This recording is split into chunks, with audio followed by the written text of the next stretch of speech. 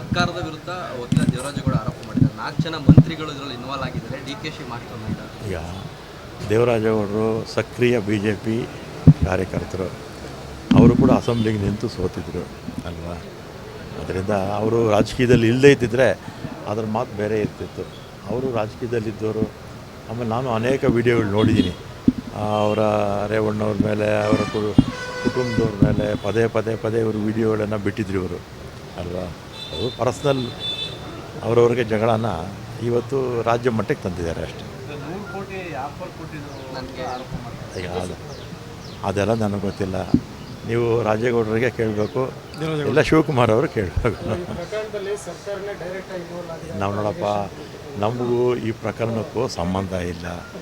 ನಮ್ಮ ಕಾಂಗ್ರೆಸ್ಗೂ ಈ ಪ್ರಕರಣಕ್ಕೂ ಯಾವ ಸಂಬಂಧವೂ ಇಲ್ಲ. ಇದೇನಿದ್ರು ಹೊಳೆನರಸೀಪುರದಲ್ಲೇ ಸುತ್ತಾ ಇರ್ತಕ್ಕಂಥ ವಿಚಾರ.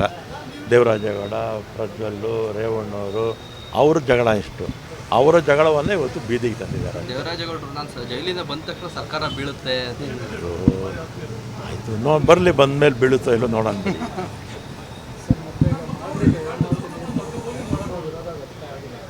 ಅಲ್ಲ, ವಿರೋಧ ಏನೂ ಇಲ್ಲ.